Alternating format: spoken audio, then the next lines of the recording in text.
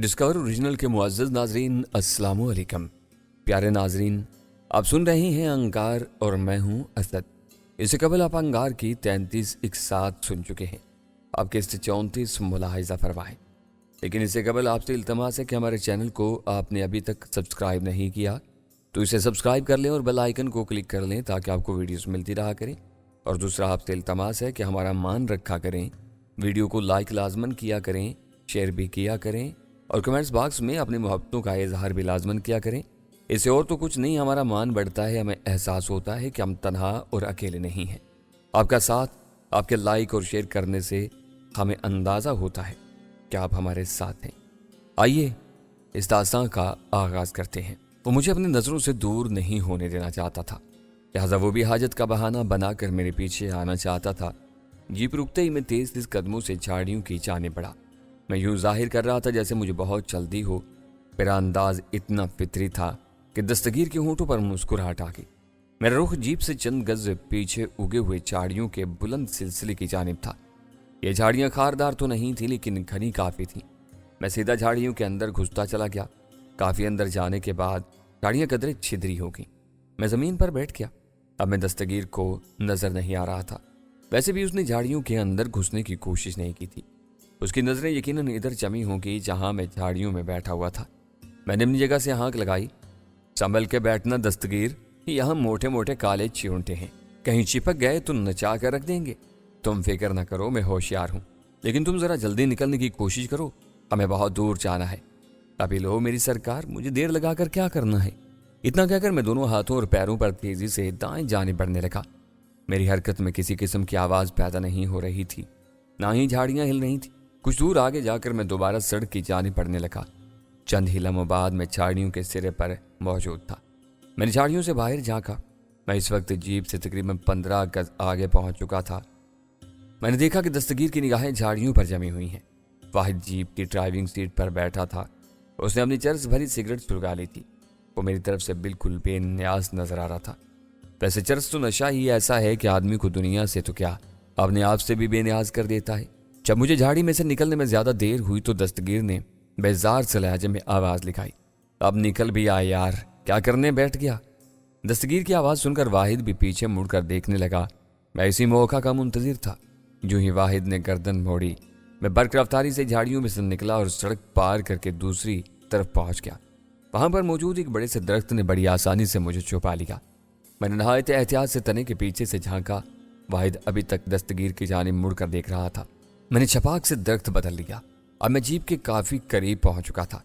इस असना में दस्तगीर के सब्र का पैमाना लबरेज हो गया। उसने क्लाशंकोव का रुख झाड़ियों की जानिब किया और इकलीज काले बकते हुए मुझे धमकी दी कि अगर मैं फौरन झाड़ियों में से नहीं निकला तो मुझे गोलियों से छलनी कर देगा। दस्तगीर की लान तरानियां सुनकर वाहिद भी मोहतात हो गया। वो घुटनों के बल जीप की ड्राइविंग सीट पर खड़ा हो गया और इस तरफ घूरने लगा जिधर रुक करके दस्तगीर तकरीर कर रहा था, बढ़के लगा रहा था। अब शायद वाहिद भी जीप के पिछले हिस्से से चाटकन उठाकर मेरी तलाश में शामिल होना चाहता था। मैं उसे इस बात की हरगिज़ इजाज़त नहीं दे सकता था। मैं बिजली की मानिंद कूदा और वाहिद पर झपटा। मैंने एक झटके से उसकी गर्दन अपने दाएं बाजू में दबोची और उसे जीप से नीचे घसीट लिया। अब हम दोनों जीप की ओट में थे। वाहिद ने खुद को संभाला और मुझे दबोच कर अपने नीचे लाना चाहा। इसकी यह कोशिश काफ़ी शानदार थी, लेकिन मेरे सामने उसकी एक नहीं चली। मैंने उसे बदस्तूर अपने नीचे दबाए रखा। मेरी पूरी कोशिश थी कि उसके हल्की आवाज़ न निकले। यकलक तो उसने मेरे बाल अपने दोनों हाथों में जकड़ कर बुरी तरह खींचना शुरू कर दिए। मेरी आंखों में तकलीफ से आंसू आ गए। इसकी इस हरकत से मुझे बेहद अजियत पहुंची थी। मेरे दोनों हाथ गैर इरादी तौर पर उसके हल्क पर जम गए। मैंने उसकी गर्दन दबाना शुरू कर दी। ज्यों ज्यों मेरा दबाव बढ़ता गया, मेरे बालों पर से उसकी गिरफ्त कमज़ोर पड़ती गई। उसकी आंखें अपने हल्कों से उभरने लगीं और जुबान हल्क से बाहर लटकने लगी। फिर उसका तन ढीला पड़ता चला गया। मेरा अंदाज़ा था कि वो बेहोश हो गया है। एहतियातन मैंने उसकी गर्दन छोड़ने के बाद उसका सर उठाकर ज़मीन पर दे मारा। इसके जिस्म में कोई जुम्बश नहीं हुई। मैंने उसे उसके हाल पर छोड़ा और उठकर दस्तगीर की जानिब देखा। उसने झाड़ियों की तरफ क्लाशंकोव तान ली थी और वह फायर करने ही वाला था। मैंने तेज़ी से जीप के पिछले हिस्से में हाथ डाला और एक झटके से शॉटगन उठाना चाहिए। अचानक शॉटगन की बेल्ट सीट के किसी हिस्से में उलझी। शॉटगन मेरे हाथ से छूट गई और पुरशोर आवाज से जीप की धाती फर्श पर गिर पड़ी। उसी वक्त दस्तगीर ने पीछे मुड़कर देखा। मैं दूसरी बार शॉटगन की जानिब हाथ बढ़ा रहा था। दस्तगीर ने एक लम्हे के लिए मुझे पहचान लिया। उसकी राइफल से लगातार 3-4 गोलियां निकलीं और जीप की बाड़ी में घुसती चली गईं। यह मेरी खुशकिस्मती थी कि उसने ये फायर इस तरारी हालत में किए थे। अगर वो मेरा निशाना लेकर फायर करता तो मेरा जिस्म छलनी हो जाता। मैं तेजी से जीप के पीछे छुप गया। मैं बेहद खतरनाक पोजीशन में फंस चुका था। दस्तगीर किसी भी लम्हे मुझे गोली का निशाना बनाने वाला था। मैंने तेजी से वाहिद का जिस्म टटोला। अगर मुझे कोई पिस्तौल या रिवाल्वर मिल जाता तो मैं किसी न किसी हद तक अपना दिफा करने में कामयाब हो जाता। मुझे वाहिद के पास कोई अच्छी हथियार नहीं मिला, अलबत्ता उसके नेफे में एक खंजर उड़सा हुआ था। मैंने वो खंजर हाथ में ले लिया। इस दौरान में दस्तगीर मुझे ललकारता हुआ जीप के दूसरी जानिब पहुंच गया। वो घुटनों के बल झुका। इसे सामने ही एक इंसानी जिस्म नजर आया। कलाशंकोव की लबलबी पर उसकी उंगली का दबाव बढ़ता चला गया। वाहिद के बेहोश जिस्म ने चंद झटके लिए और फिर काको खून में नहा गया। दस्तगीर को फौरन ही अपनी तबाहकुन गलती का एहसास हो गया। उसके मुंह से एक चीख निकली। उसके साथ ही उसने फायरिंग बंद कर दी। मैं जीप के टायर के पीछे से निकला और पलक झपकते में एक दरख्त के पीछे जा छुपा। दस्तगीर ने मुझे दरख्त के पीछे छुपते हुए देख लिया था।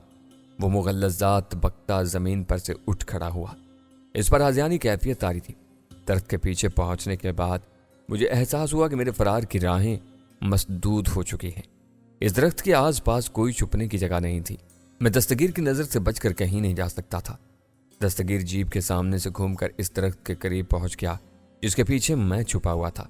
दरख्त के पीछे से निकला, हरामजादे, मैं तुझे जिंदा नहीं छोड़ूंगा। उसकी आवाज़ में शोले दहकते हुए महसूस हो रहे थे। मुझे पुख्ता यकीन हो गया कि वो जो कुछ कह रहा है इस पर अमल भी कर गुजरेगा, लेकिन मुझे उसका हुक्म अहम का ना लगा। वो मुझे कह रहा था कि मैं दरख्त के पीछे से निकल आऊं ताकि वो मुझे आसानी से गोली का निशाना बना सके।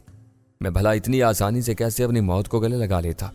मेरी जगह कोई और भी होता तो उसका फैसला यही होता कि जब तक मुमकिन हो सके अपनी ज़िंदगी बचाने की कोशिश की जाए। वैसे भी मेरे हौसले मेरा अभी तक साथ दे रहे थे। अब मैं बिल्कुल निहत्था नहीं था। कम अज़ कम एक खंजर तो मेरे पास ही था। अगर मुझे ज़रा सा भी मौका मिल जाता तो मैं इसे कम अज़ कम ज़ख्मी तो कर ही सकता था। एक मामूली खंजर के ज़रिए कलाशंकोव का मुकाबला करना बज़ाहिर अहमकाना सी बात है, लेकिन अगर दिल में हौसलों और फौलादी जज्बों का तूफान हो तो ज़माने ने देखा है कि मामूले शहबाज से लड़ जाते हैं, और सिर्फ लड़ ही नहीं जाते, उसे शिकस्त देने में भी कामयाब हो जाते हैं। मेरे दिल में मौत का खौफ तो जाने कब का रुखसत हो चुका था। मैंने सोचा कि अगर इस जंगल में ही मौत ने मुझे अपना शिकार बनाना है तो ऐसे ही सही, लेकिन मैं इतनी आसानी से हथियार नहीं डालूंगा। दस्तगीर को मुझे गोली का निशाना बनाने के लिए काफ़ी मेहनत करना पड़ेगी। मुझे बदस्तूर दरख्त के पीछे छुपा देखकर दस्तगीर का पारा मजीद चढ़ गया। इसके मुंह से गलीज गालियों की बरसात हो रही थी। वो मुझे वाहिद की मौत का जिम्मेदार ठहरा रहा था। अचानक वो तेजी से दरख्त के पीछे की तरफ लपका। मैं पहले ही तैयार था। जो ही वो इस तरफ पहुंचा, मैं घूमकर दरख्त की दूसरी जानिब आ गया। दस्तगीर ने शदीद तैश के आलम में भी होश का दामन हाथ से नहीं छोड़ा था। उसने दरख्त से अपना फासला इतना रखा कि मैं अगर आंख बचाकर निकलना चाहूं तो निकल ना सकूं। वो एक बार फिर तेजी से दरख्त के सामने आ गया। मैं इस दौरान में दरख्त के दूसरी जानिब पहुंच चुका था। अगरचे मैं अभी तक इसके निशाने की जद में नहीं आया था, ताहम मुझे मालूम था कि इस तरीके से मैं महज चंद लम्हों की मोहलत हासिल कर सकता हूं। जल्द ही मुझे उसकी जद में आना था। इसके बावजूद मैं हथियार डालने पर तैयार नहीं था। यह आंख मचोली मजीद कुछ देर जारी रही। वो बुरी तरह हाँफने लगा। चंद लम्हों के तवक्कुफ के बाद वो एक बार फिर दरख्त की पिछली सिम्मत तोड़ा। मैं तेजी से उसकी मुखालिफ सिम्मत पहुंच गया, लेकिन इस बार मैं धोखा खा चुका था। उसने झुकाई देकर तासुर दिया था कि वो दूसरी तरफ जा रहा है, लेकिन दर हकीकत 2 कदम के बाद वो वापस लौट आया था। अब मैं उसके रूबरू था। उसके कलाशंकोव की बेरहम आंख के ऐन निशाने पर कलाशंकोव का लीवर ऑटोमेटिक पर सेट था। उंगली की एक जरा सी जुम्बी से मेरा जिस्म छेद हो जाता। मेरे हाथ में खंजर अभी तक तपा हुआ था, लेकिन इसकी मौजूदगी अब बेमानी हो चुकी थी। दस्तगीर के लबों के किनारों से कफ बह रहा था। इसकी आंखों में वहशियाना चमक थी। मुझे अपना जिस्म सुन्न खोता हुआ महसूस हुआ। मैं मौत के इस्तकबाल की तैयारी करने लगा। दस्तगीर के हल्क से उबलने वाला मुगल्लज़ात का तूफान थम चुका था। उसने कलाशंकोव का आहिनी दस्ता अपने निशाने से टिकाया और मेरे सीने का निशाना लिया। अचानक फिजा में एक जोरदार धमाका गूंजा। मेरे जिस्म को एक झटका सा लगा। शायद गोली सीधी मेरे दिल में घुस गई थी। अगले ही लम्हे मुझे एहसास हुआ कि मुझे किसी किस्म की तकलीफ नहीं पहुंची। मेरा जिस्म बिल्कुल महफूज था। गोली शायद मेरे पास से गुजर गई थी। इसी वक्त मेरी नजर दस्तगीर पर पड़ी। उसके चेहरे पर शदीद अजियत के आसार थे। उसके दाएं शाने से खून बह रहा था। इसका दायां हाथ क्लचनिकोव पर से हटा और बेजान सा होकर झूलने लगा। अलबत्ता क्लचनिकोव अभी तक उसके बाएं हाथ में थी। उसने उसे नाल से पकड़ रखा था। मुझे यकदम होश आ गया। मैंने अपने हाथ में पकड़ा हुआ खंजर नोक से पकड़ा और पूरी कुव्वत से दस्तगीर पर खींच मारा। तेजदार खंजर हवा में दायरे बनाता उसकी तरफ बढ़ा और सीधा उसके नरखरे में तराजू हो गया। दस्तगीर को जबरदस्त झटका लगा। क्लाशनकोफ उसके हाथ से छूट गई और वो पहलू के बल जमीन पर ढेर हो गया। इसका बायां हाथ अपनी गर्दन की तरफ बढ़ा, लेकिन खंजर से टकरा कर रुक गया। मौत उस पर अपने भयानक पंजे गाड़ रही थी। उसके कटे हुए नरखरे से खड़खड़ाहट की आवाज आ रही थी और बुरी तरह तड़प रहा था। वो दस्तगीर के अक्ब वाली झाड़ियों से बरामद हो रहा था। उसके हाथ में 7mm राइफल थी। उसे इस वक्त इस जगह देखकर मेरी हैरत की इंतहा न रही। वो मेरे लिए जिंदगी का पायंबर साबित हुआ था। उसके राइफल से निकलने वाली गोली अगर जरा सी भी ताखीर से चलती या जरा भी चूक जाती तो मेरी मौत यकीनी थी। अभी मैं उससे सवाल करना ही चाहता था कि मुझे एक बार फिर शदीद हैरत का शिकार होना पड़ा। वो रेशमा थी।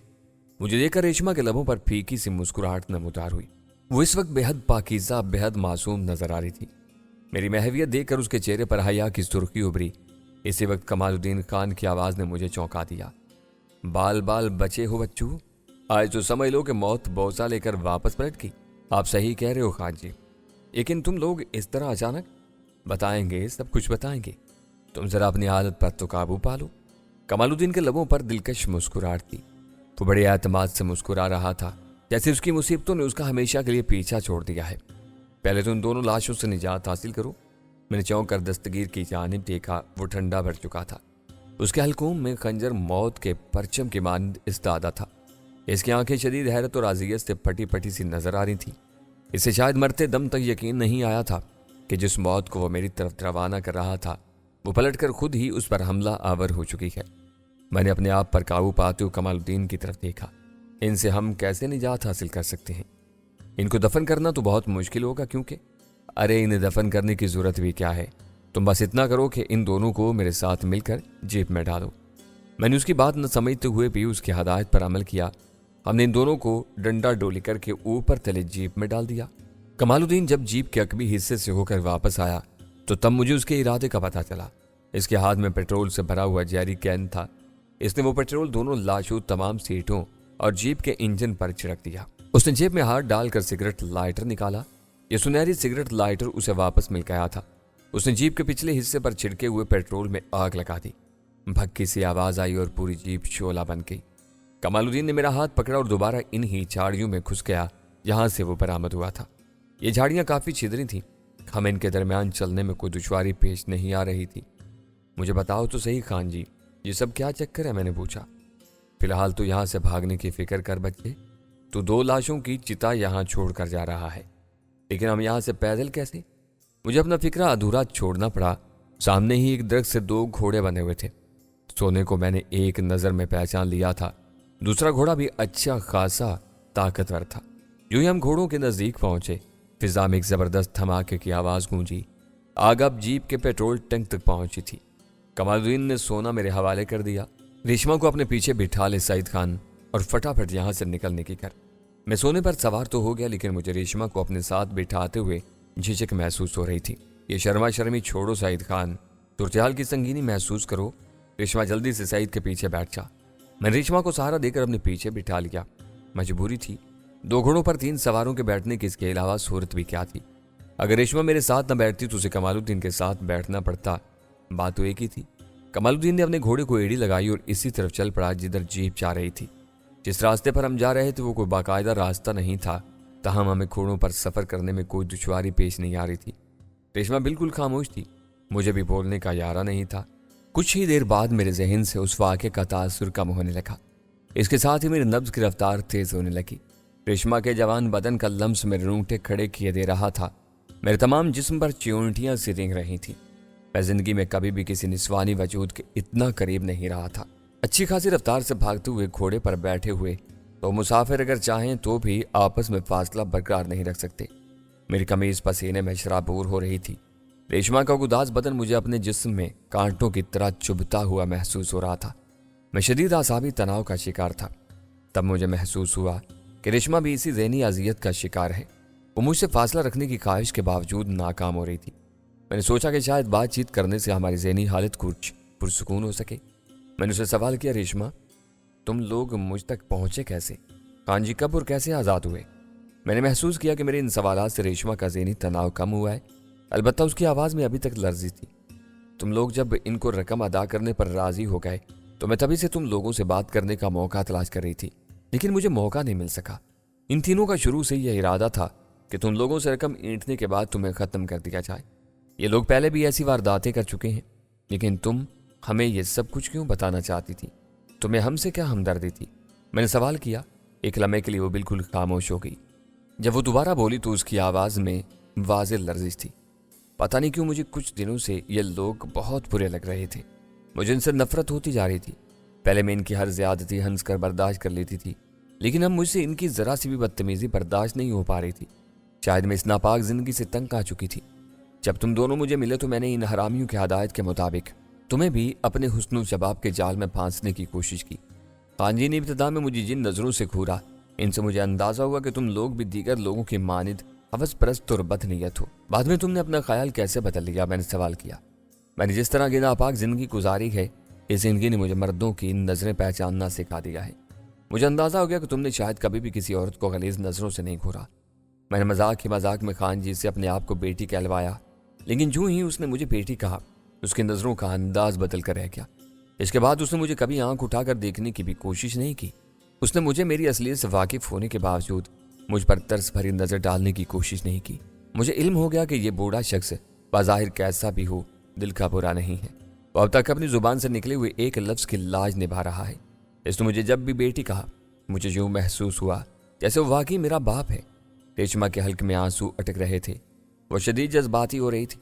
मैंने उसे उस जज्बाती कैफियत से निकालना चाहा, लेकिन तुमने इसे कैद खाने से कैसे निकाला? तुम लोग यूं ही वहां से रवाना हुए, मैंने मौला बख्श को चाय में बेहोशी की दवा मिलाकर पिला दी। मैं तुम्हें आगाह करना चाहती थी कि तुम्हारी जान शदीद खतरे में है। दस्तगीर और वाहिद का मंसूबा ये था कि यूं ही तुम खान जी की हवेली से रकम लेकर वापस आओगे, वो तुम्हें गोली मारकर वहीं छोड़ देंगे। फिर वापस आने के बाद खान जी को ख़त्म कर दिया जाता। मौला बख्श को बेहोश करने के बाद मैंने राइफल से गोली चलाकर कमरे का ताला तोड़ दिया। लेकिन तुम लोग मुझ तक पहुंचे कैसे? मैंने सवाल किया। यह तो कोई अनोखी बात नहीं, मुझे इस रास्ते का अच्छी तरह इल्म है। मुझे ये भी पता है कि घोड़ों के जरिए हम बआसानी तुम लोगों तक पहुंच सकते हैं। जब हम इस जगह पहुंचे जहां हमने घोड़े बांधे थे, तो हमने क्लाशनकोफ की आवाज़ सुनी। हमने घोड़े वहीं छोड़े और तेज़ी से सड़क की जाने पड़े। इस असना में दस्तगीर ने तुम्हें घेर लिया। इस वक्त हम एक ऐसी जगह पर थे जहाँ से सड़क का तमाम मंजर साफ दिखाई दे रहा था। खान जी ने राइफल से निशाने का कमाल दिखाया और इस कुत्ते का कंधा छेद दिया। बाकी काम तुमने खुद पूरा कर दिया। अच्छा, तो ये बात है, मैंने धीरे से कहा। कितनी अजीब बात थी ये। वो औरत जो हम दोनों को कैद करवाने पेश थी, इसी की मेहरबानी से हमें रिहाई नसीब हुई, बल्कि मेरी तो जिंदगी बचाने में भी उसका अहम किरदार था। मैंने उसे दगाबाज और मक्कार औरत समझकर इससे नफरत की थी, जबकि वो ज़हीन और हमदर्द मिजाज साबित हुई। जूं मैं और रेशमा एक दूसरे से बातें करते गए, हम दोनों के दिलों से ये एहसास मिटता चला गया कि हम दोनों मुखालिफ जिन्सों से ताल्लुक़ रखते हैं। अब हम सिर्फ दो मुसाफिर थे, दो हम सफ़र। किस्मत ने हमें एक सवारी पर यकजा कर दिया था और अब हमें मिलकर ये सफ़र काटना था।